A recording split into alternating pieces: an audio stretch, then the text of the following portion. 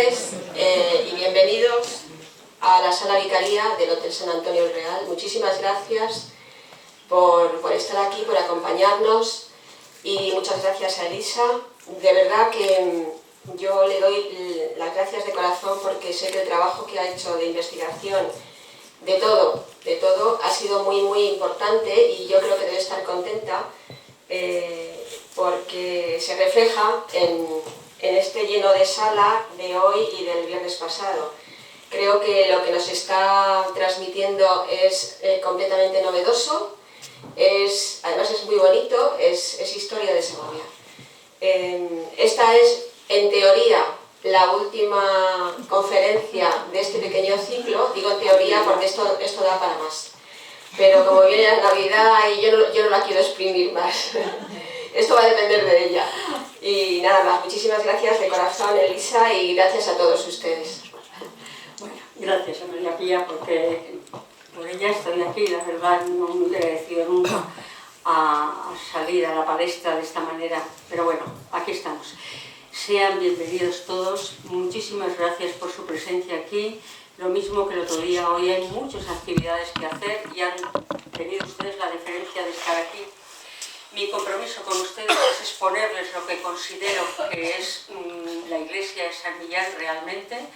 Y el otro día, para quienes no tuvieron la ocasión de escucharme, muy brevemente a todos para recordarlo, y a quienes no vinieron, decirles que desde mi punto de vista la iglesia de San Millán encierra una riqueza especial, porque es ella misma símbolo del poder de un rey, Alfonso I, que es el que la levanta o la promueve, de la liturgia romana que se está imponiendo sobre la liturgia mozárabe.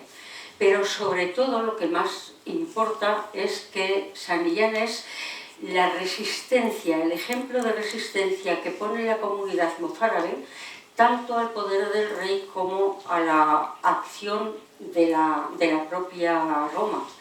Y eso no es fácil y eso no siempre resulta cómodo, y sin embargo está.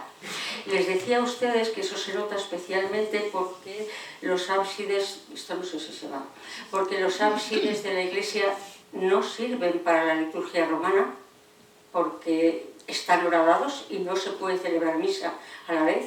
Les dije también que la distribución de las iconografías tampoco vale para la liturgia romana, porque están situadas en el interior de los arcos por los que se accede a las naves laterales, y que eso fue lo que me hizo ver qué podía pasar, hasta descubrir que efectivamente la circunstancia es que en la liturgia mozárabe hay un elemento que se llama circuito de oraciones, que ocupa más o menos la mitad de la misa mozárabe, y que es lo que facilita, lo que nos explica y lo que nos permite entender precisamente la disposición de las iconografías y de los capiteles. Voy a empezar a llamarles la atención por este hecho. Aquí está. Este es el sello de Alfonso I, el rey. Este sello está tropecientas mil y unas veces colocado en los capiteles de San Millán. Está afianzando, como decíamos el otro día, su autoridad en el punto estratégico de la ciudad y por ende también de Castilla en ese momento. Bueno, vamos a ver si soy capaz de pasar esto, porque es que ahora, vamos a ver. Quiero primero decirles cuál es el valor de las imágenes en una iglesia mozárabe, no tanto, pero en una iglesia románica sí, y en cualquier otra iglesia. Para empezar, ninguna imagen en un centro religioso tiene carácter decorativo, en absoluto. Todas las imágenes están en función de la salvación. Segunda cosa, la selección de las imágenes no obedece a una cosa aleatoria. Eso está ordenado en un programa muy estudiado, nada se pone al azar. Y luego, la disposición de las imágenes, y esto es muy importante porque lo vamos a ver en la propia iglesia, significan cosas distintas según donde estén colocadas. Si una imagen está colocada en el presbiterio y esa misma imagen la vemos en los pies de la iglesia, probablemente no signifique lo mismo. Digo probablemente no, seguro, no significa lo mismo. Así es que tengamos muchísimo cuidado. Otra cosa, la secuencia de los temas está perfectamente organizada, de manera que lo que se hace es, a través de esas imágenes, establecer una catequesis. Y luego, una cosa que en San Millán es clarísima: ningún elemento, sea arquitectónico, sea iconográfico, sea un elemento móvil, puede romper la liturgia para la cual la Iglesia ha sido creada. Y sin embargo, comprobamos el otro día que la liturgia romana no se puede celebrar con las características que la liturgia romana exige. Bueno, las características de una iglesia y su iconografía obedecen naturalmente al momento histórico. ¿Qué quiero decir con esto? Pues que efectivamente una iglesia románica responde a una liturgia romana, y sin embargo, si avanzáramos en el tiempo, que no lo vamos a hacer obviamente, una iglesia barroca obedece lógicamente a un concilio de Trento y por lo tanto tiene otra distribución y otra imaginería. Si ya tenemos esto medianamente claro, aunque sea un poco confuso, no quiero seguir adelante sin antes aclarar de verdad dónde se basa o en qué se basa la iconografía. Porque a veces el modo de explicar las imágenes puede resultar anecdótico, y en absoluto. Todas las imágenes de una iglesia obedecen a alguno de estas fuentes, o a la Biblia, Antiguo, Nuevo Testamento, y en el mozárabe, además, los comentarios de los beatos, los evangelios apócrifos, que son unos evangelios que se escriben casi al mismo tiempo y algunos un poquito más tardíos que los evangelios sinópticos, que no son reconocidos palabra de Dios por la Iglesia, pero que no están prohibidos, y por lo tanto los imagineros les utilizan con mucha frecuencia porque dan muchísima información y muchísimas anécdotas, y eso hace que a veces cuando vemos una imagen y nos la cuentan puede resultarnos divertida. Sin embargo, está obedeciendo a unos textos escritos y perfectamente determinados. Y luego los bestiarios.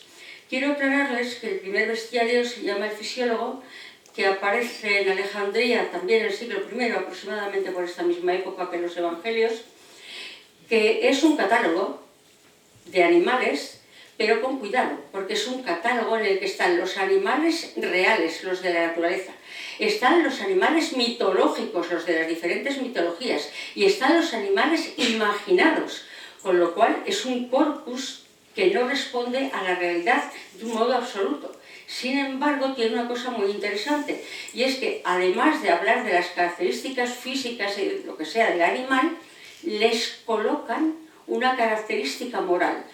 O son beneficiosos o son perjudiciales, pero para el sentido moral.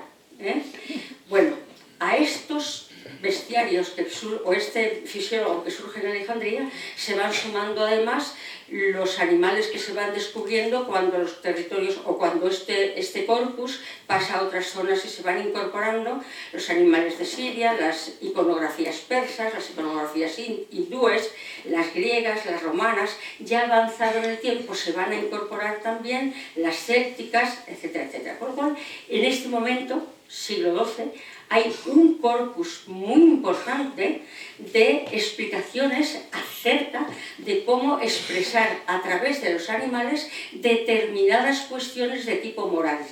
Y eso lo vamos a ver en la Iglesia. Bueno, para quienes no estuvieron el otro día, ya les cuento que como la iconografía no responde su organización a una iglesia romana, en el lado de la epístola hay cosas que deberían de estar en el Evangelio hay leones que no tenían por qué estar allí, hay culebras donde menos falta hace, aparentemente, porque si nos sometemos a esto que les tengo marcado aquí, esta ya no tiene más trascendencia para nosotros, este es el recorrido que se haría en la liturgia mozárabe, en lo que se llama el circuito de oraciones, que es una procesión penitencial que se hace antes o durante la celebración de la misa, porque forma parte de ella, y que fue a la que amablemente les invité. Y me sorprende que tengan ustedes tanta afición a hacer penitencia, porque eso es lo que vamos a hacer esta tarde. Bueno, el recorrido sería salir desde el ábside donde está el Cristo, girar por este espacio que es donde está el espacio cuadrado del crucero, encima está la cúpula. Este es un espacio sagrado, ya veremos que ahora lo tenemos lleno de bancos, pero no debería ser así, y vamos haciendo un giro continuado. A ver, aquí. Les presento los ábsides de San Millán. Delante de cada uno de estos tres ábsides hubo un iconostasio, es decir, una especie de verja con cortina, de malla, de lo que ustedes quieran, de manera que el interior de estos ábsides no se podía ver. Los ábsides estaban horadados, uno todavía nos continúa de esa manera, el otro no, y como ven, debajo justo de la cúpula hay bancos. No deberían estar, es un lugar sagrado. El ábside es el Sancta Sanctorum, pero lo que está delante también es santo, y ahora veremos cómo efectivamente eso se señala muy bien, y además se señala no solamente para los cristianos, sino para toda la comunidad, que en aquellos momentos la formaban tres grupos religiosos: los musulmanes, los judíos y los cristianos. Bueno, estamos aquí. Miren ustedes.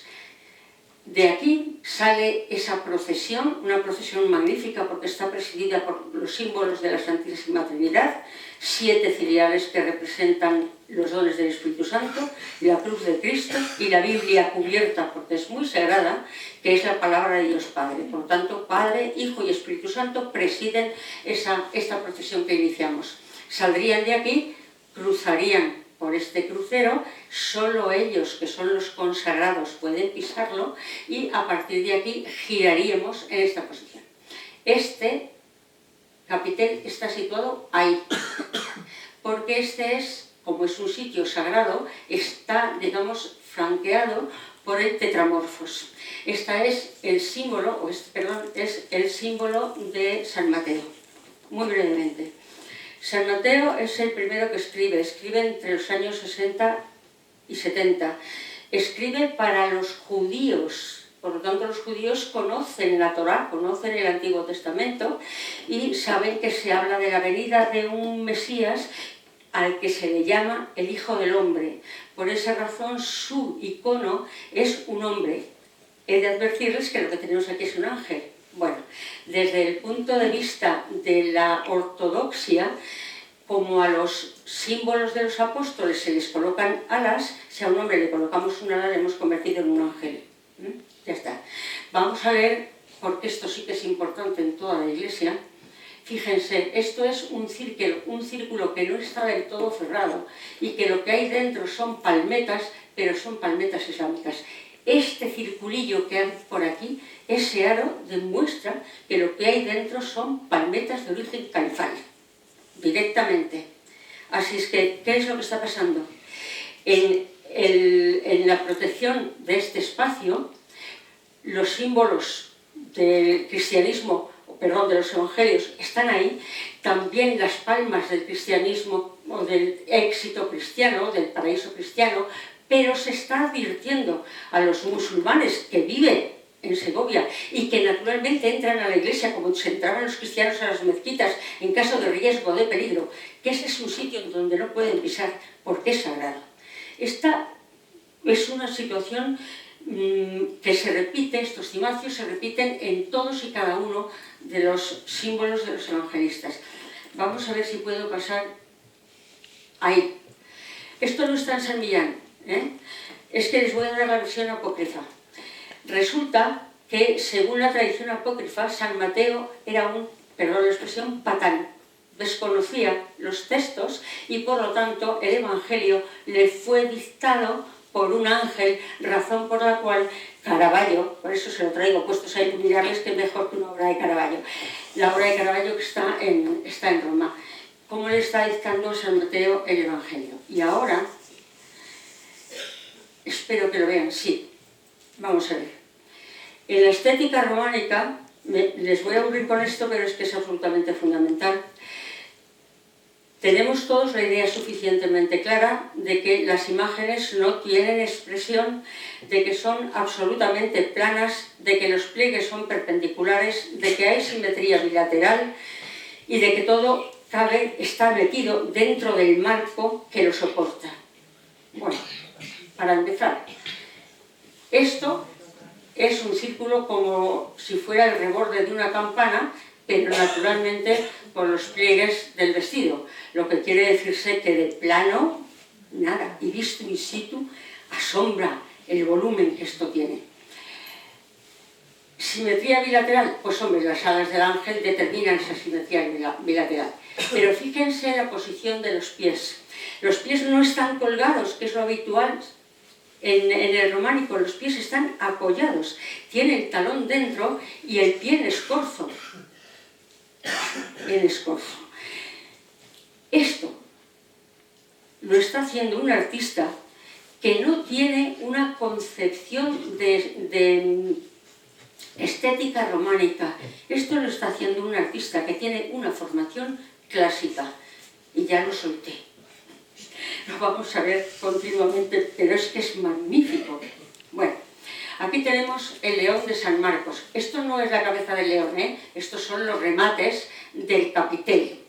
No queda más que esto, ¿eh? Las manos, aquí estarían colocadas las alas y, perdón, las patas, aquí estaría la cabeza y las manos, y aquí estarían colocadas las alas que se han deshecho por completo.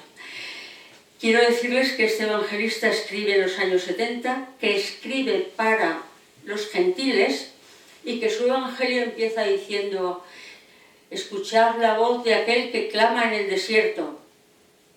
Eso es lo ortodoxo. La palabra era que ruge en el desierto.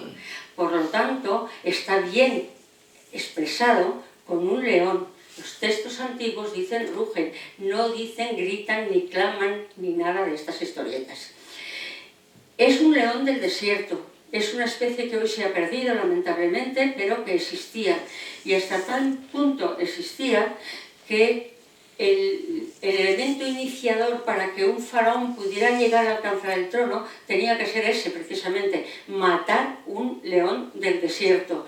¿Qué les estoy diciendo con esto? Pues que efectivamente los evangelios, la forma de su interpretación, incluidos los símbolos que les representan, están sacados del momento histórico en que se producen y luego se repiten, obviamente, a través de nuestras iglesias. Bueno, ese es el león de San Marcos.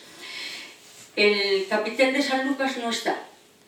Yo no sé si hubo en algún momento una actividad iconoclasta porque hay unos cuantos capiteles que están deshechos. Pero es que el de San Lucas además está raspado, está quitada la imagen y raspado el capitel.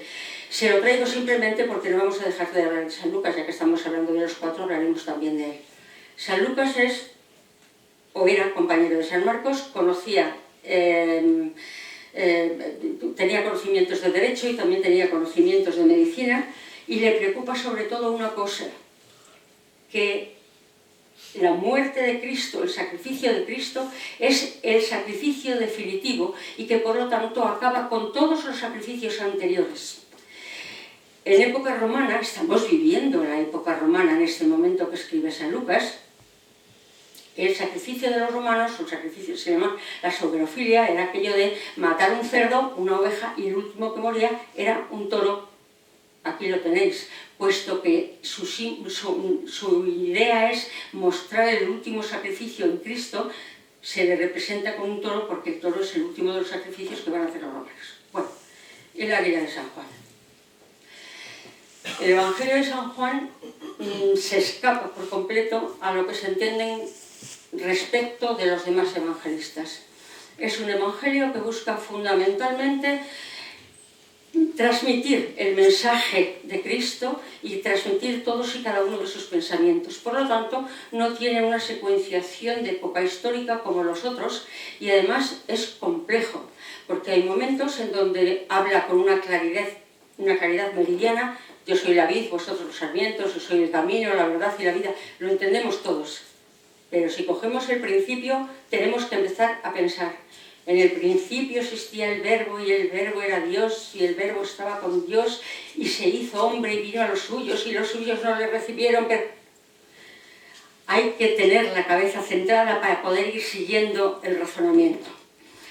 ¿Esto qué significa? Pues significa que el pensamiento de San Juan vuela muy alto y por lo tanto su símbolo es el águila.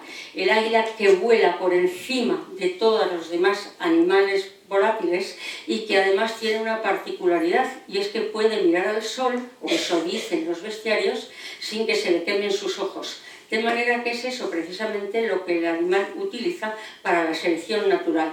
Coloca a sus crías mirando al sol y la que se queda ciega la tira del nido. Ya está. Bueno, es la representación del símbolo de San Juan. Por favor, mírenle con detenimiento. ¿Hay algo más natural que esta imagen? Una cabeza con plumón, unas plumas más grandes, un cuerpo que casi parece un balón de fútbol que sobresale tanto. Bueno, vean ustedes también las alas, lo mismo, las remeras grandes, las uñas gigantescas, el pico perfecto. ¿Y eso es románico? Ya. Es verdad, estamos en época románica, es siglo XII, 1114-1120, pero el taller que está haciendo esto es de una calidad, ya lo ven. Bueno, ahí tenemos una A, Alfonso, y aquí había una cruz que sobresalía, la cruz del sello del rey, que ha desaparecido. Bueno.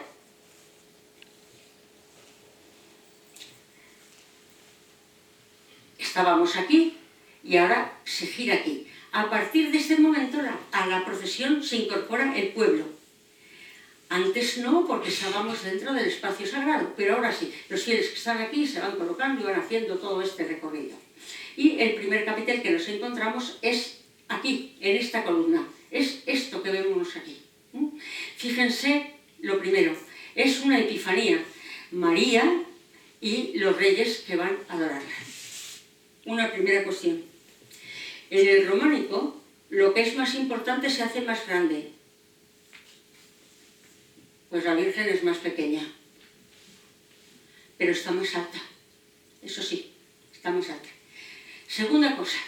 Esto es lo que es estrictamente de estética románica. Mírenle, aquí se ve muy bien. Tenemos al ángel metido como embutido en el cimacio, los pies le están colgando, los pliegues son antinaturales. ¿Desde cuándo los pliegues se quedan de esta manera? Los pliegues caen hacia abajo por el efecto de la gravedad. Este ala le sale por encima de la cabeza, este otro va pegado para allá, la mano que teóricamente está señalando al niño no la puede sacar, la tiene ahí toda encogida. Esto es lo que se entiende como estética románica. Sin embargo, fíjense ustedes la rotundidad de la naturaleza de este caballo, la naturaleza de este rey con su cabello, su ropa hacia atrás. En fin, esto es absolutamente clásico. Y les llamo la atención sobre otro detalle que es muy importante. Ahí. ¿Esa es la estrella de los reyes? Pues no, es la estrella de los vientos, es la que orienta. ¿Hasta qué punto es clásico el hombre que está trabajando esto? Que lo que coloca no es una estrella al uso, sino la orientadora, la estrella de los vientos. Ya no sé cómo decirlo, porque voy a hablar ahora mismo de la Virgen.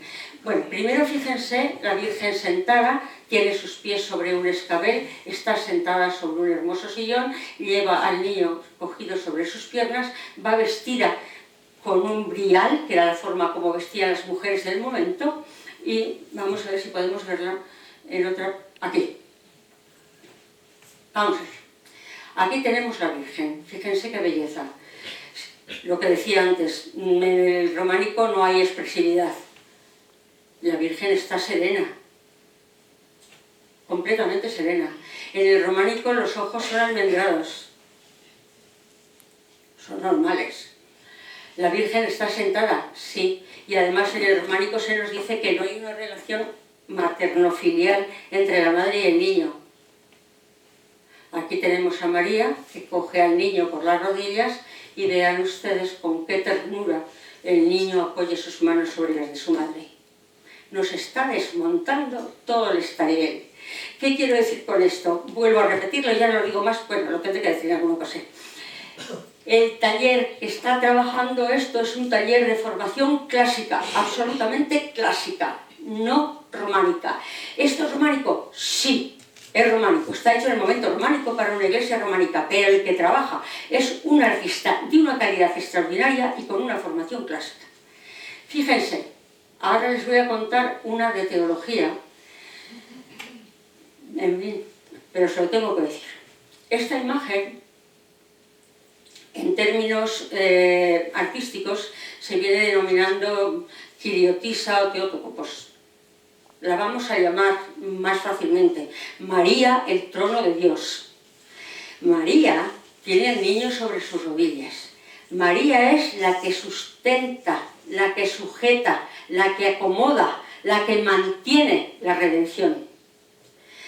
Fíjense hasta qué punto esto es importante, que faltan unos 30 años, contando con que esto sea de 1100, que si lo es 1114, 1120 como muy tarde, cuando San Bernardo comience a hablar de María y inicie la devoción mariana. ¿Saben ustedes cuándo se ha definido a María como colaboradora de la obra de Dios? En el Concilio Vaticano II.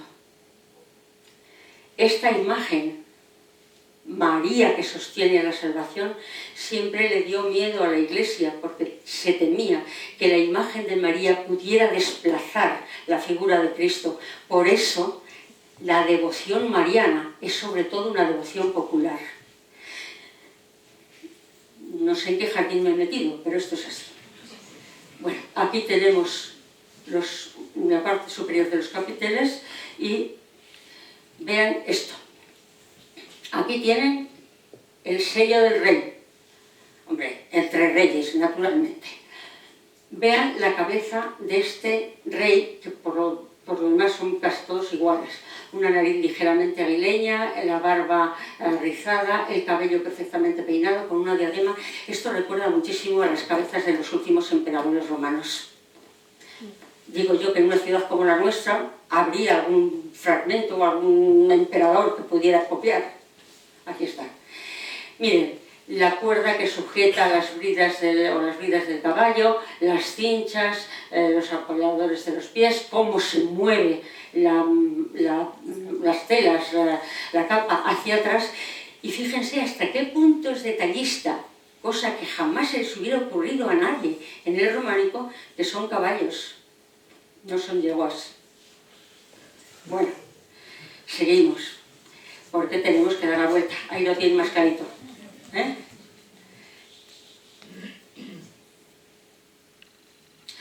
El otro día se lo enseñé y hoy también, porque esto es una duda existencial que tengo. Esta imagen, esta cruz con los aros, está en San Justo. Es una cruz de consagración. Pero a mí me sorprende que, habiendo tropecientas mil maneras de hacer una cruz de consagración, se haya elegido precisamente la que se corresponde con el sello del rey. ¿Hay alguna relación? Pues bueno, habrá que verlo. Vale, estamos aquí. Hemos visto a los reyes y ahora lo que tenemos aquí es la María y José que se van camino al Egipto. La catequesis continúa. Primero nos han enseñado los evangelios, luego nos han enseñado a Cristo en una epifanía la salvación y ahora nos dicen que esa salvación no es fácil porque también Cristo padeció situaciones como la emigración. Esto sucede en la tierra porque el cimacio, como ven, está conformado con flores de 4 estrellas y volvemos a lo de siempre. ¿Han visto una belleza como esta en un San José? Es una preciosidad. El pobre está triste, está preocupado y está agotadito, a punto de decir, ya no tiro más de la burra. Aquí tenemos al animal, fíjense qué grupas, y fíjense en María, por favor, atención a esta cara. Fíjense en María sentada sobre una jamuga. ¿Recuerdan? Esas sillas que se colocaban en los caballos o en los mulos para que las señoras no fueran ahorcajadas, sino sentadas lateralmente. Y otra vez vuelve a coger al niño, bueno, en una posición muy tierna. El rostro de la Virgen de antes, espero que se hayan fijado bien. por favor, fíjense también en esto. ¿Hay alguna relación? ¿Puede ser el mismo taller? No lo sé. Pero desde luego hay cosas, mírenlo, cómo se parece. Son piedras distintas, están talladas una en una determinada composición, otras en otras, y desde luego esto es absolutamente de cuerpo redondo. Y volvemos otra vez a ver a María sujetando al niño y a las dos manitas sobre Jesús. Ya les digo que no sé si ese otro taller que les acabo de citar de San Justo lo es o no, tiene una semejanza, pero claro, esto está a otro nivel. Bueno, acabamos de pasar hasta aquí. Esto está aquí. Hemos visto la Epifanía, hemos visto las dificultades que vamos a tener para sobrevivir como cristianos y ahora nos encontramos con esto. Un cimacio que tiene 8 pétalos las flores y que están metidas dentro de un 8. Eso quiere decir que esto ya no está en la tierra, sino que está en las postrimerías. Es algo que ha pasado después de la muerte. Lo que tenemos aquí son 2 grifos, 1 y 2, que están sujetando a este animal. Fíjense lo que esto significa, porque los grifos tienen un carácter benevolente, son defensores, y en este caso no lo son. Miren, este vuelve hacia allá, este vuelve hacia allá, en movimientos contrarios, lo que hace imposible su propio movimiento. Este animal que está aquí es un tigre y lo que representa es a la soberbia y la avaricia. Este animal con el que está aquí al otro lado están sujetando a un león que representa el exceso de poder o el poder mal entendido y además la concupiscencia. Y lo más bonito de todo esto es esto. Está frente a estos dos personajes. Este es un clérigo, por lo tanto el tigre le avisa, cuidadín, cuidadín con la soberbia y la avaricia, y este es un noble que está aquí, y el león le avisa, cuidadito, cuidadito con el exceso de poder y la concupiscencia. En una palabra, lo que tenemos aquí es la sociedad, los que rezan, los que luchan. Mire qué bonito Ahora volvemos a esto si es necesario. Vamos a ponerles primero a la sociedad y luego eso. Y los que trabajan, ahí lo tenemos. Un musulmán vestido a la morisca está probablemente tallando una piedra o está sobre una cosa metálica, se le ha roto la mano con la que golpea y naturalmente tampoco tiene la cabeza. Y aquí nos falta la cabeza, pero este es un judío. Esto que está aquí es un cordero al que está sacrificando, lleva un tipo de calza muy diferente de las que lleva el musulmán y lo que hay por aquí es ese paño sagrado con el cual los judíos hacen la muerte de sus animales porque, como saben, tiene una ceremonia que tiene un marcado carácter religioso. Bueno, no sé si voy para atrás o para adelante. No, quería enseñarles esto. A ver, aquí tenemos, por fortuna, una figura que sí que tiene cabeza. Lo que nos está demostrando que, efectivamente, el canon de altura es correcto.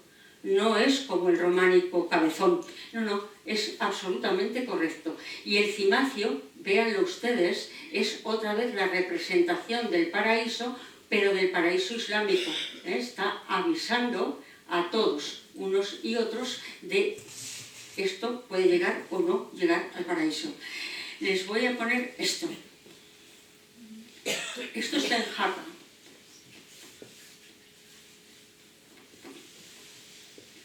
Y tenemos a este león aquí, que está perdonando la vida a este animal, y aquí debajo hay una cartela que dice: el león es misericordioso con aquellos que se humillan. Y aquí hay otra cartela, porque aquí tenemos a un león por debajo del cual un ser humano intenta zafarse, y aquí sale una víbora a toda prisa. Aquí abajo dice: tú que vives en el tiempo de la muerte, echa de ti tus vicios, porque Dios es justo. ¿Vale? Y aquí. Y ahora lo que yo les muestro es esto. Esto es lo que San Millán frente a la sociedad. Es un león. Obviamente, este león no es el león de Isaías, ese maravilloso que, según se dice, será la representación del reino de Israel y que durante su reinado comerán el lobo con el cordero, la pantera con el cabrito y el león y el ternero comerán juntos. Ya, este león se traga todo lo que encuentre a su alrededor. Por otra parte, hay también un fragmento en el Apocalipsis que habla de la leona de Judá, pero este es león, porque tiene sus correspondientes melenas. Y hay un momento en el que San Pablo, cuando se dirige a Timoteo para despedirse, le dice: he luchado bien mi combate, espero no caer en la boca del león. Pero no se refiere a eso en absoluto. Miren, hay una cosa muy importante. Estamos hablando de comunidades que se entienden como las religiones del libro: el judaísmo, el cristianismo y el islam. En ninguna de las tres a Dios se le puede representar. Cuando Moisés preguntó a Yahvé: ¿quién le digo que eres?, Yahvé contestó: soy el que soy, la esencia y la existencia. Eso no es dibujable, ni pintable, ni tallable. Los musulmanes nunca ponen nada que haga relación a Alá, de forma que en el fondo de sus mihrab, de sus centros de oración, hay un espacio vacío, porque a Dios no se le puede representar. Los cristianos somos muy listos, por lo visto. Hemos cometido el error de entender que, puesto que Cristo es maduro, una persona adulta, su padre será más viejo y le pintamos con barbas, lo cual es un error teológico de primerísimo nivel, porque Dios es eterno, no tiene principio ni fin y por lo tanto no tiene edad, no es representable. Y eso lo sabían también, que el poder de Dios lo representan con un león. Y lo conocen muy bien las tres religiones, muy bien. Miren, aquí tenemos la representación en el cimacio de la sociedad. Una flor de lis para la nobleza, una palmeta islámica para los árabes, una flor de 8 puntas que no está terminada, por lo tanto todavía no está en el paraíso, para los que rezan. Y aquí tenemos una estrella de 6 puntas, que es la estrella de David. Está clarito a quién va dirigida el poder de Dios. Y luego debo decirles, a ver, esta imagen a lo mejor os puede ser, sí, el león de Jericó. En el mundo del arte, esta imagen se reconoce como el poder que Alá concede al califa para acabar con los infieles. Está en un mosaico en Jericó. Por lo tanto, en el Islam sí se reconoce esto como el poder de Dios.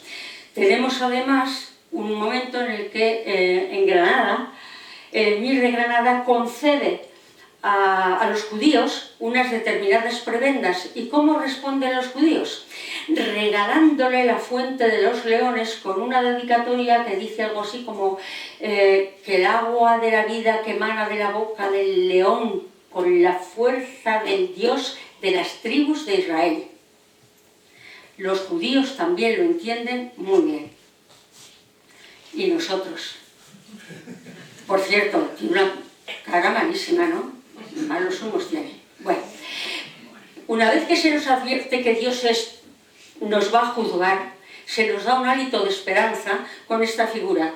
Esta es la representación de Cristo, es el símbolo del zodiaco de la época del nacimiento de Cristo. Por lo tanto, si tenemos problemas, acudamos a Cristo, que disparará con su flecha para vencer a las tentaciones, que son estas figuras que están colocadas por aquí. Vean el rostro de este personaje, que como tiene un marcado carácter mítico y además no solamente pertenece al bestiario, pues le han puesto casi como un persa, un personaje que no puede ser identificado en el momento, ¿no? Pero ya no insisto más porque sobre la naturaleza de las características de este taller ya no quiero insistir. Miren, al dar la vuelta, aquí nos encontramos con esto. Ahora la veremos. Esta es una iglesia que está otra vez representada aquí y que va a volver a estar representada. Les advierto, es el único capitel de las dos naves laterales que no es vegetal. una iglesia. Véanla aquí también. Y ahora les muestro al elefante. Este elefante está en San Baudelio de Berlanga. Una iglesia sobre elefante, un elefante enjaezado. Es muy divertido porque como no le habían visto nunca y es de oídas, dicen, es un plantígrado, ¡pum!, los pies como los ositos. Y por lo tanto del mismo modo le hacen las orejas. Pero tiene una trompa con la que coge líquidos y agua y se la hacen como la de los insectos. Ahora veremos que se parece enormemente al que tenemos en Sevilla. Y esto está en San Justo. Esta es la escena de Adán y Eva. Aquí está la torre. Y esto que ven ustedes aquí es el elefante. Y aquí pone elefant. La desgracia es que se han cargado la mitad del elefante porque yo le vi con trompa. Pero ya no está. Bueno. Esta es la construcción de una iglesia mozárabe. Se la enseño para que cuando vean lo que lleva el elefante encima y las que tiene a su alrededor, no se crean aquello de es que lleva una torreta, lleva... No, no, no, no. Es una iglesia como esta. Mira, ahí aquí. Una iglesia mozárabe. Y aquí tenemos al elefante con su iglesia mozárabe. ¿Qué está pasando? Pues está pasando que a toda costa Roma quiere imponer la liturgia romana. Y en esta procesión se hace una catequesis maravillosa diciéndose a los mozárabes, mantengámonos firmes en nuestra fe, mantengámonos unidos en nuestra iglesia, porque ha sido a través de esa iglesia y de esa fe como hemos podido resistir los embates del Islam. Es una catequesis maravillosa. Por otra parte, el elefante, le vamos a ver si podemos ponerle ahora de frente, el elefante, aquí está precioso, absolutamente precioso. Dice San Isidoro que es la fuerza que puede sostener la iglesia. Y dice, ¿por qué? Es símbolo de la iglesia porque el elefante no siente necesidad de copular. Entonces, lo que hace es que va al paraíso, come del árbol de la mandrágora, la hembra se queda preñada, se va, cuando llega el momento del parto, a una laguna y pare su cría dentro de la laguna porque el dragón no puede ver el agua, huye del agua y por lo tanto la manera de salvar las crías es pariendo dentro del agua. O sea, lo mismo que hace la iglesia, nos bautiza, nos mete dentro de la pila, no echándonos agua, sino como se hacía entonces, con el fin de que el diablo no pueda atacar a nuestra alma. Bueno, es el único de todos los capiteles que no marca la dirección en la que hay que moverse. Todos los demás están organizados para que vayamos siguiendo esta S que estamos haciendo. ¿Por qué? Pues porque este está en el arco que está justamente enfrente de la puerta de salida y por lo tanto no solamente es útil para la procesión, sino para que cuando toda la gente se salga de la iglesia recuerde que tiene que ser fiel y permanecer firme en su fe permanentemente. Bueno, no puede ser más bonito. Ahí ven, la torre, estos capiteles ya hemos dicho lo que significan, las tabletas, etc. No vamos a insistir porque se me... Bueno. A partir de este momento, toda la iglesia se empieza a llenar de palmas y de palmetas y de yo qué sé. Esto es un laurel, Esto no son palmas, estos son laureles. Aquí están. Y observen que el capitel es un símbolo trinitario. Círculos tangentes con 3 hojas, la representación de la Trinidad. Y esto obviamente es el símbolo del triunfo, no cabe duda. Está representando, nosotros nos vamos a salvar siempre y cuando nos mantengamos unidos en nuestra propia fe. Esto se lo pongo porque es de Jaca. Y bueno, aparentemente qué bonito es, ¿no? Sin embargo, este rostro, han visto uno parecido. Aquí vemos un ángel que parece que tiene mucho volumen, no en absoluto, esto es casi plano. Aquí si ponemos una tabla no se rompe nada porque cabe todo dentro del marco en el que está. Y esto sucede exactamente lo mismo aquí. Pero con independencia de esto, yo quiero llamarles la atención sobre este detalle. ¿Ven? Es como si se hubiera intentado hacer ese paraíso con las palmetas dentro y no les hubiera quedado guapo. En cualquier caso, es muy bonito, pero esto es lo que está aquí. Y lo que está aquí tenemos otra vez el rostro como el de los Reyes Magos. Este es Balaán. Acabamos de pasar por lugares de triunfo y ahora se nos advierte, sí, pero tened mucho cuidado, ¿eh? Hay que tener cuidado porque no pase como a Balaán, que iba a maldecir a los israelitas y no pudo llegar a su destino porque la burra no continuó caminando y por mucho que la pegaba, la burra dijo que no y ahí se paró, con lo cual Balaán se bajó del burro y comprendió la grandeza de la fe. Bajarse del burro, como la caída de San Pablo, o como nosotros lo decimos habitualmente, por fin se cayó del burro, pues exactamente, no caigáis en esa tentación, manteneos firmes, ¿eh? Y lo que hay aquí es, en vez del ángel, pues una cosa mucho más bonita, el pavón del paraíso, directamente. Los pavones del paraíso son unos animales parecidos a las abuterras, de ese tamaño aproximadamente, que viven en las regiones del Éufrates y del Tigris. Como se suponía que allí era donde estaba el paraíso, pues se les denomina así. Y por lo tanto son inevitablemente símbolos del paraíso o de salvación. Esto alguna vez me falla. Esto quiero que lo vean. Les dije al principio que según donde estaban colocadas las cosas podían significar una cosa u otra. Estos son dos serpientes que se muerden la cola y que están enroscadas. Si esto estuviera en el exterior de la iglesia, en algún canecillo o incluso en el atrio, podríamos afirmar que se trata de un símbolo del eterno retorno. Pero no, está en un capitel que clama a gloria por los cuatro costados. Entonces, ¿qué es lo que significa? Pues exactamente eso, que el mal ha sido totalmente derrotado. Y hay un texto del Antiguo Testamento que lo avala. Cuando Moisés llegó con las tablas de la ley, los judíos se pusieron a adorar a los dioses, o se marchó para recibir las tablas de la ley, los judíos se quedaron en el desierto y empezaron a adorar a los dioses falsos, aquello del becerro de oro y todo aquello. Cuando Moisés volvió, Dios se enfadó tanto que les envió unas serpientes que les mordían y entonces se produjo una auténtica hecatombe y Moisés volvió, Señor, apiádate de este pueblo, y le dijo, pon unas serpientes enroscadas y aquel que mire a las serpientes sanará de sus heridas. Por lo tanto, es un símbolo sanador, nada del eterno retorno. Y hay una razón además que avala lo que estoy diciendo. Miren, la fe cristiana no es una fe de retorno, no tenemos en modo alguno la posibilidad de retornar, es una fe lineal.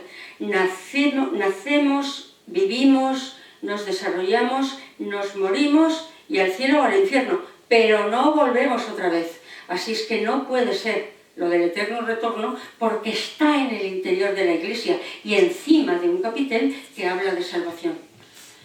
Hay que tener un poquito de cuidado con estas cosas porque a veces se nos escapan. Bueno, estamos en el último de los dos últimos capiteles de esta procesión que desde luego para ustedes está siendo verdaderamente penitencial. Vaya tarde que llevan. Bueno, aquí tenemos la representación de un paraíso trinitario, aquí tenemos a esta sirena absolutamente maravillosa. Esta es la misma representación, como ven se parece muchísimo al águila de San Juan, pero tiene cabeza de mujer, obviamente, y además lleva por debajo unas calzas y un vestido por debajo de las plumas. Es absolutamente preciosa. Puesto que me va a quedar una pizca, voy a decirles una cosa sobre las sirenas. Dicen los bestiarios que hay tres tipos de sirenas. Las sirenas marinas, que son las que embaucan a los navegantes y con sus canciones y les acogen y los llevan directamente al infierno. Hay estas, que son unas aladas, que son peligrosas porque como tienen alas se pueden posar en cualquier sitio, al lado de un camino, sobre un alféizar de una ventana, sobre un árbol y embaucar al que no esté suficientemente preparado para eliminar o vencer el sonido o el canto de la sirena. Y hay otras que son todavía mucho peores, que son las arpías, que además de todo esto tienen cola como la de una serpiente y cuya picazón no tiene salvación. Es decir, como te pica una arpía, la has hecho. Obviamente, por eso, a alguien que tiene unas cualidades perversas se les denomina arpías. Arpías hay en San Millán, pero no dentro de la iglesia. Las hay en los atrios, dentro no. Y este ya es el último capitel que vamos a ver en el momento de terminar nuestra procesión. Y es el capitel que está al otro lado de esa sirena y que son zarcillos que están engarzados. Esto es evangélico, puro y duro. Yo soy la vid, vosotros los sarmientos. El que está unido a mí da mucho fruto. El que no está unido a mí, o sin mí, perdón, nada podéis hacer. Y lo más importante de todo es que esto avala lo que estoy diciendo, porque este es el recorrido que por fin hemos terminado con él, pero no con la charleta. Amenazo. Bueno, estamos aquí. Entonces, ahora ya nos queda hacer este recorrido hasta aquí. Hasta aquí. Los clérigos pasan al presbiterio para continuar la misa. En este recorrido, en la misa mozárabe, se reza primero, se pide perdón a Dios con el Kyrie, luego se reza el Gloria, luego el Sanctus, seguido del Gloria. Después, aquí, se hacen las lecturas y después de las lecturas se da gracias a Dios con el Padre Nuestro, no con el credo. Y además se da la paz, porque es evangélico cuando se dice, si vas a participar en un sacrificio, en una acción litúrgica, vete primero, pide perdón a tu hermano y luego ven. Y no que nosotros lo hacemos al revés. Cuando ya hemos terminado la misa nos damos la paz para irnos. Teológicamente la misa mozárabe tiene muchísimas consideraciones que ver. Y aquí hay esto. Esta figura atemorizada, esto que está picado como el capitel de San Lucas, y enfrente hay esto. Aquí hay una cabeza malísima, aquí hay una cola, termina en una cabeza, aquí hay un señor que está sujetándola para que no le coma, porque esa cabeza es de serpiente, y aquí hay un señor que solamente tiene el cuerpo, porque el resto está metido dentro de una cabeza de león. Se ha querido identificar estas figuras como una hidra. Esto es una hidra. Una hidra es un animal serpentino, serpentiforme, que tiene 7 cabezas. Yo no creo que sea una hidra que hay ahí. Lo que hay ahí es esto, una quimera. La quimera es un animal totémico, es un animal protector. Tiene origen etrusco. Se ponía delante de las tumbas y delante de los templos para evitar que las tumbas o los templos fueran profanados. Y acabamos de ver que esos 2 capiteles están, como diríamos hoy, marcando, en política, marcando una línea roja que no se puede pasar, porque a partir de ahí entramos ya en lo que es el territorio sagrado. A ver, bueno, aquí no se ve nada, más vale que lo vayan ustedes a ver allí, que es mucho más bonito. Bueno, el presbiterio. Miren, el presbiterio es una explosión absoluta de bichos, plantas, personas. Es que está lleno. Entonces, cuando uno de repente ve los leones, los tigres, las perdices, está todo lleno. ¿Qué pasa aquí? Pasa que es la naturaleza redimida. La naturaleza redimida en su totalidad. Naturalmente, todos los seres vivos que por haber comido Adán y Eva la famosa manzana entran en un proceso de decrepitud y de maldad, cuando consiguen a través de la redención de Cristo alcanzar el paraíso, todo es armonía, todo es bondad y todo es, no sé cómo decirles, beatitud. Además es precioso porque da la sensación de que les han hecho un flash y se han quedado. Y además están representados por parejas, 2 tigres, 2 leones, 2 perdices. Hay sirenas de doble cola, y luego hay esto, que está justamente en el centro. Miren, en el Apocalipsis se habla de las miriadas de gente que alcanzan la salvación y que llegan hasta el trono de Dios vestidos con sus vestidos talares blancos. Alguien ha querido identificar estos elementos como Doña Urraca y Don Alfonso, cada uno mirando para un lado. De verdad. Don Alfonso, que está vigilando la iglesia, que está poniendo su sello en todas partes, va a consentir que se le haga una crítica de semejante calibre en medio vamos, que no, que lo pica él mismo con su espada, que no es esa la representación. Está representando, obviamente, a través de una pareja como Adán y Eva, a toda la humanidad. Y además no van a caballo. Estos no son caballos, no tienen cola larga. Miren qué colilla y se les va metiendo hacia adentro. Esa es cola de ciervo. Se nos han roto las cabezas. Esto tenía que ser absolutamente espectacular. Se han roto las cabezas. ¿Y por qué van a lomos de ciervos? Pues porque según la tradición y según nos cuenta San Isidoro, el ciervo es el animal que está encargado de llevar las almas al paraíso porque es el animal más rápido contra el que el maligno nada puede, porque va mucho más deprisa que él.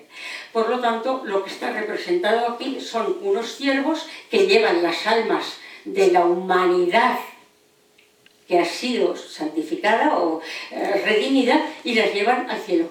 Y además, ojo, ahí entre los dos mantienen una manzana, supongo, es un elemento redondito que está colocado ahí.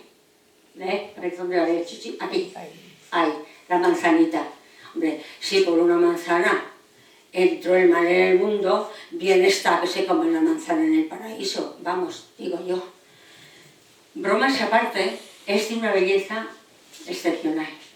Y ahora les muestro esto porque no tiene nada que ver, y hay que decirlo. Esto está también en el presbiterio, pero está colocado justamente en el arco que está cerrado, el del otro lado, el que comunica por donde está la Virgen, en esa situación está. Fíjense ustedes que podemos meter por aquí los dedos, porque esto no encaja de ninguna manera.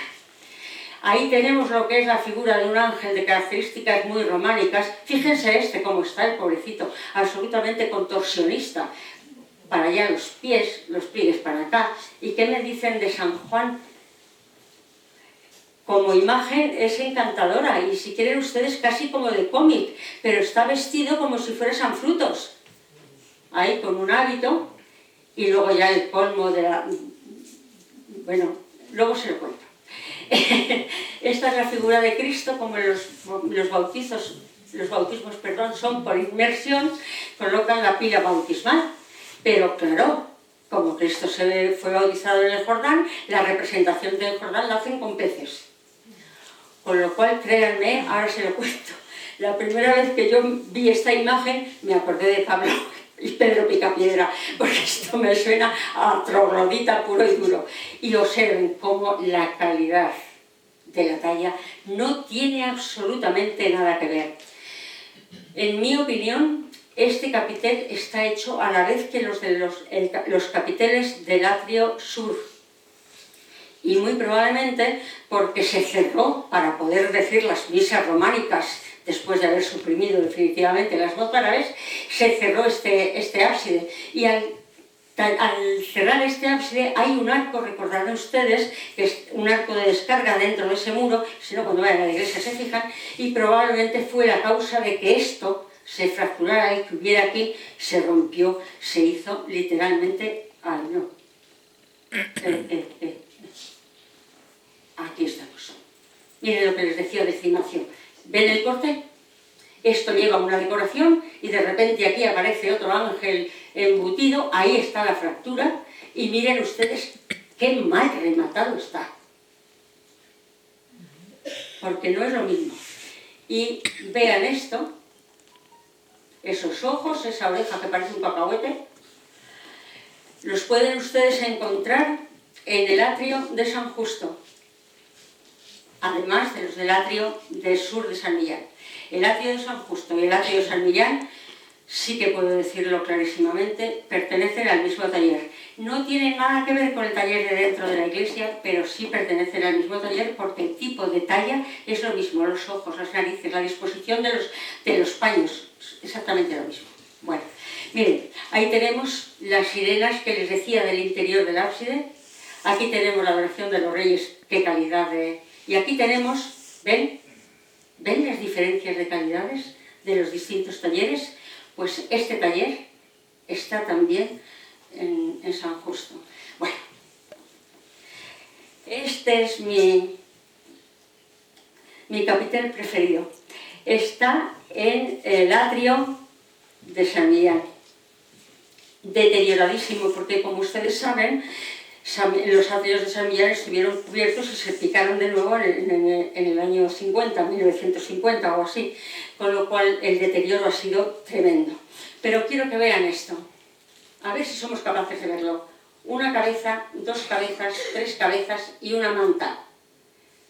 Aquí hay una figura, aquí quizás se vea mejor, aquí tenemos la figura, una cabeza que no se ve, dos cabezas, tres cabezas y una manita.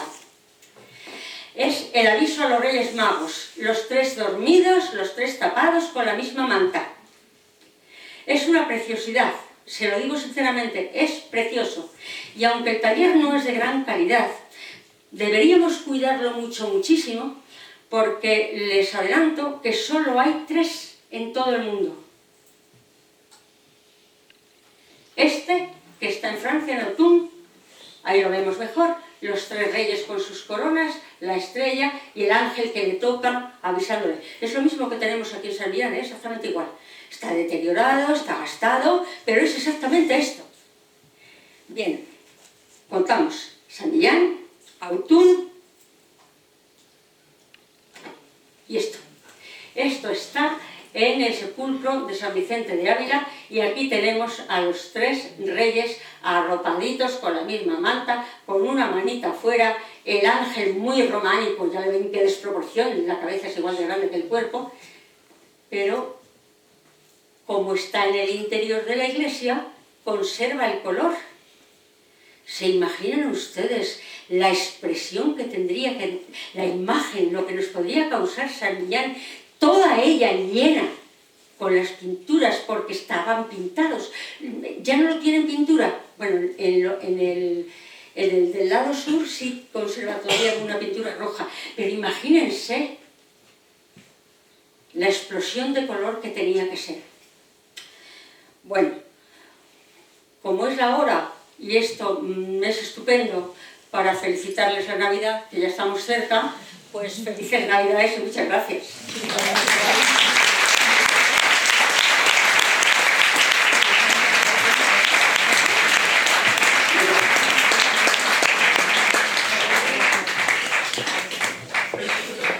Bueno, muchas gracias, Elisa. Evidentemente tenemos que ir todos en procesión contigo a San Millán para que nos enseñe. Yo les aseguro que yo he visto con ella el capitel este de los Reyes Magos y sí, se ven las cabecitas, se ve la manta, se ve el ángel y es impresionante, es una belleza, ¿eh? Pues nada más, muchísimas gracias. Les invito a participar en la próxima actividad que tendremos, Dios mediante, el día 20, aquí en esta misma sala, el 20 de diciembre, y será sobre la religión en la zarzuela y en la ópera.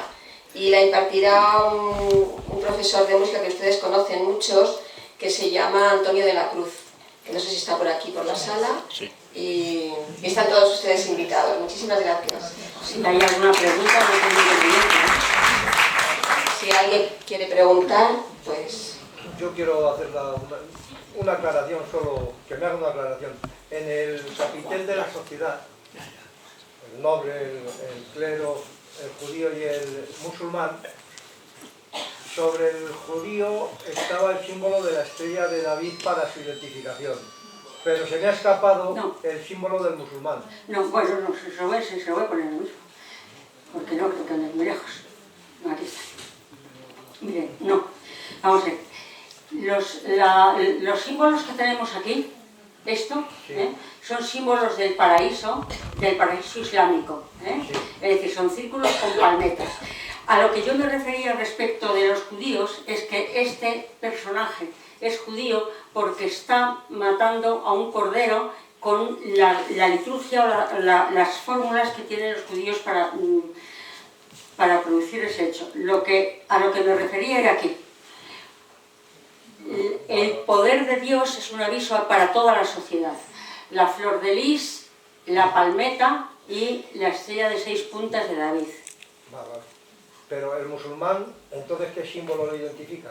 La palmeta árabe. La palmeta árabe. Vale, de acuerdo. Esa misma palmeta es la mismita que está en el alfarje, la que está pintada en el alfarje. La misma mismita. Es que es igual. Como no puede ser de otro modo. Es que es así.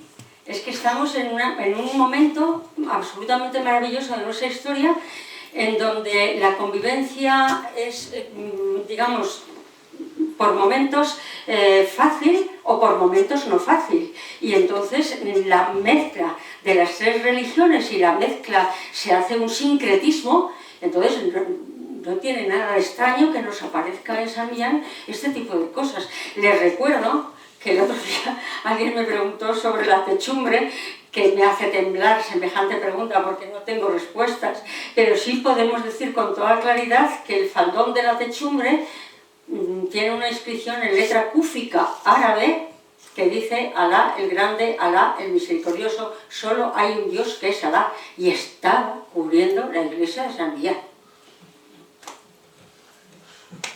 ¿Cómo lo vemos? Pues lo vemos. Dígame. Bueno, yo no sé si hay que interpretar sus caracteres por lo que traba, la gente que traba. Yo creo imposible que se pueda interpretar casi ahora. Entonces, os lo explicaban realmente cada vez que a quienes se va a seguir. No, la procesión penitencial es que es una procesión. Entonces, no quería entretenerme antes, pero bueno, mire, esa procesión que cuando se hace en la granja, que hay una misa mozárabe el día 20 de enero, se queda reducida a una cosa muy light, porque entra el obispo con 2 o 3 desde la calle y como ya no tiene sitio, se llega al altar y como no hay iconostasio, allí nos juntamos todos, los obispos, los clérigos, los que tocan la campanilla y los que estamos sentados.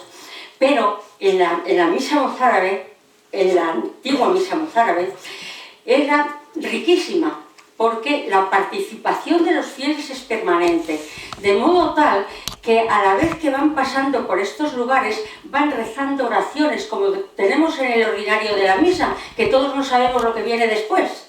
Pues a fuerza de repetir lo mismo, obviamente, van haciendo el mismo recorrido y van recordando las mismas cosas. Y además, la participación de los fieles en la misa mozárabe es continua.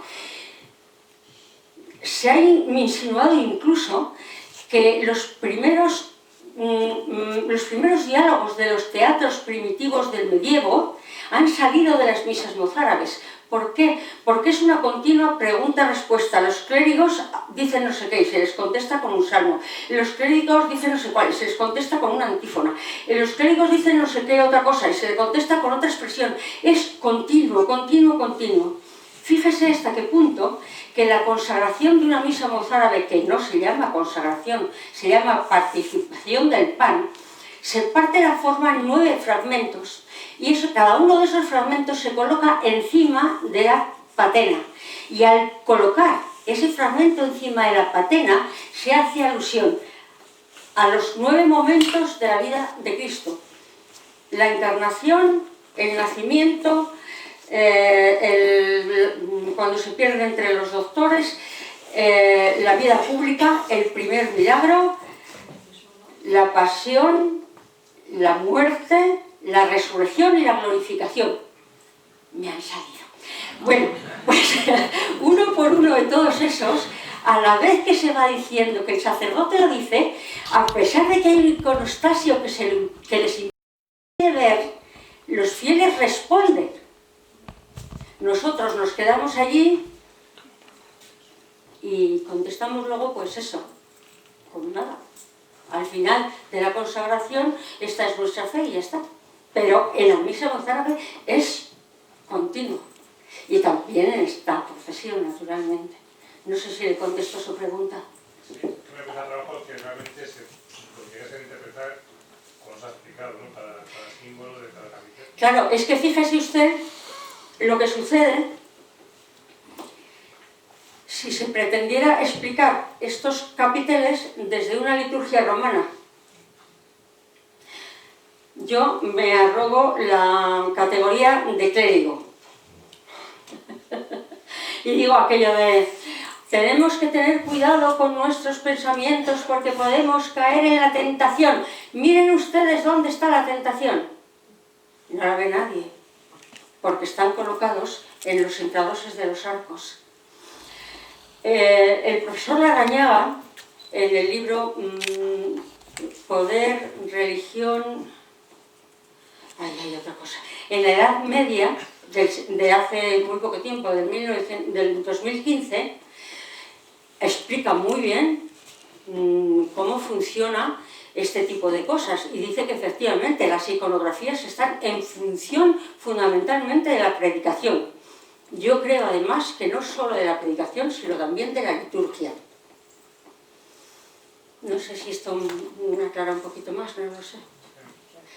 Hombre, también hay que entender que hemos perdido gran parte del sentido de lo sagrado y lo profano, y también hemos perdido una gran capacidad de comprensión sobre las imágenes.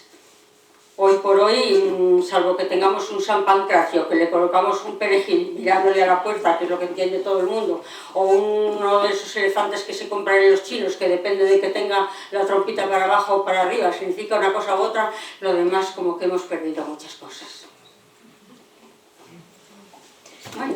Yo les invito, si alguien quiere ver la liturgia mozárabe, no evidentemente como la primitiva, pero muy similar, porque claro, el recorrido por la iglesia de la Concepción de la calle Goya en Madrid es imposible hacerla, pero se conserva muchísimo de la misa mozárabe. Yo les invito porque la tienen todos los martes a las 7 de la tarde, en la iglesia de la Concepción en la calle Goya. Y están todos, hay cantidad de mozárabes, de familias mozárabes, que son los que mantienen este rito, y es, por lo menos ir una vez a verlo, les invito porque vale la pena.